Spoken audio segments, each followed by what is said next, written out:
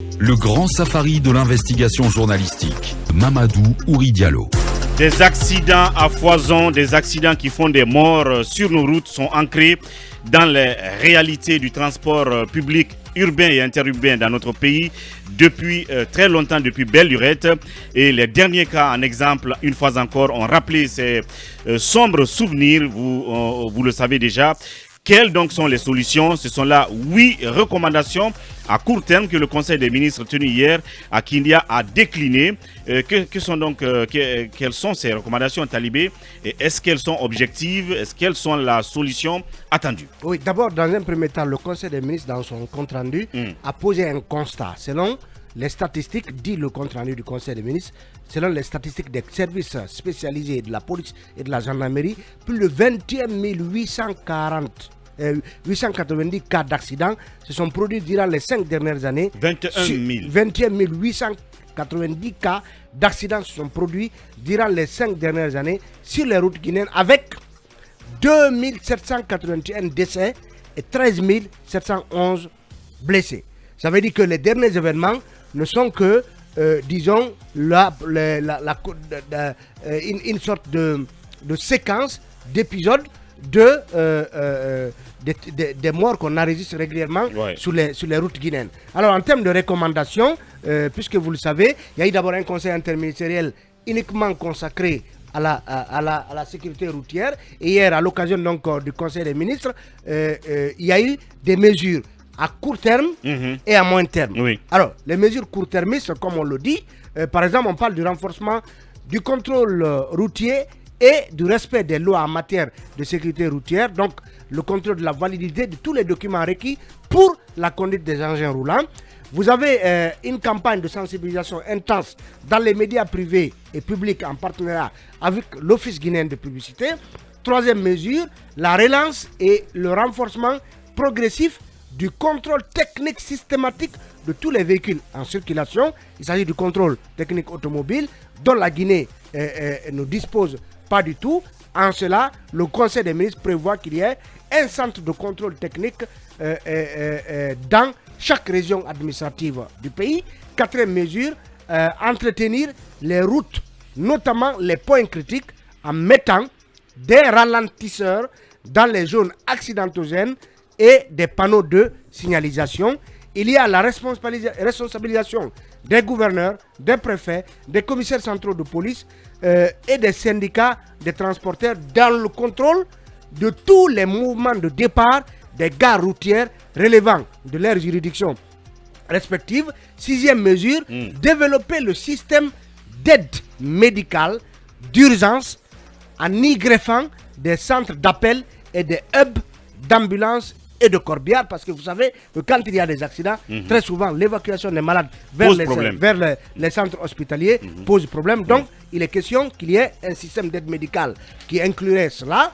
Septième mesure, renforcer les moyens d'intervention de la protection civile et opérationnaliser les protocoles de gestion des catastrophes au niveau du ministère de l'administration du territoire, parce que hier par exemple vous posiez la question de savoir ici où est passé le Sénat, en tout cas ce service d'action humanitaire qui doit venir en aide aux citoyens lorsqu'ils sont victimes d'une catastrophe, naturelle.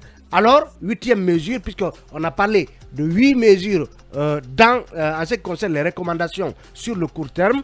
Huitième mesure, renforcer, on a inclus même cet aspect, renforcer la sécurité fluviale et maritime, notamment en cette période de repos biologique, parce que vous savez aussi qu'il y a des catastrophes liées au transport maritime, ces barques, ces pirogues qui chavirent à longueur d'année, donc dans les eaux maritimes et fluviales de notre pays. Donc voilà les 8 mesures prévues à court terme. Bien sûr, il y a un autre panel de 9 mesures prévues. Et la question que je me pose, Mamadou Ouri, pourquoi par exemple, en ce qui concerne, comment a-t-on décidé de loger le 8e point concernant les mesures à court terme, donc à moyen terme j'allais dire, parce qu'il y a les mesures à court terme et les mesures à moyen terme. À moyen terme, on prévoit par exemple régulariser les horaires de circulation des poids lourds et instaurer un contrôle strict à l'instar des autres pays. Est-ce qu'on a besoin d'attendre longtemps. Encore 3 ans Non, longtemps en tout cas, parce qu'on parle de moins terme. Oui. Est-ce que dans l'immédiat, on ne peut pas inclure ce point et veiller à son application, c'est-à-dire la régularisation des horaires de circulation des poids lourds, parce que vous savez que c'est un des facteurs à l'origine des accidents, surtout interurbains. Donc, par exemple, même dans Conakry. Oui. Donc, pourquoi attendre, remettre une telle mesure dans le moins terme? Donc, c'est autant de mesures, peut-être que sur lesquelles nous aurons la chance de revenir, mais toujours est-il que le gouvernement semble décider à prendre à bras le corps la question de la sécurité routière. Je pense que ces différents points, Talibé, merci pour les avoir rappelés. Il faut qu'on revienne là-dessus en détail parce que c'est très important. En tout cas, moi, ce qui m'accroche personnellement dans les mesures à moyen terme, c'est la cinquième mesure. La cinquième mesure, c'est déjà dans les gares voitures où il y a les départs de ces véhicules-là.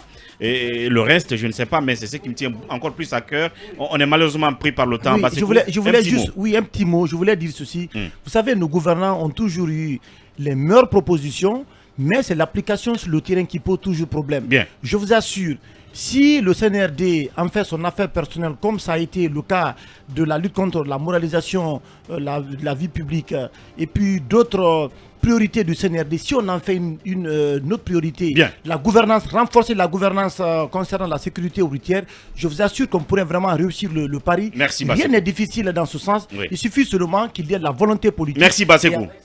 Oui, pour conclure. Rapidement, un de nos auditeurs, à la personne de Malik Ba, nous envoie 3 suggestions qui se retrouvent dans une proposition d'audit de la sécurité sur toutes les routes. Premièrement, il dit qu'il faudra procéder à l'inspection de sécurité routière ou road safety en anglais. Cet instrument consiste en un examen périodique d'une route en service afin d'identifier les déficits de sécurité avérés sur la base de l'accidentologie ou potentielle.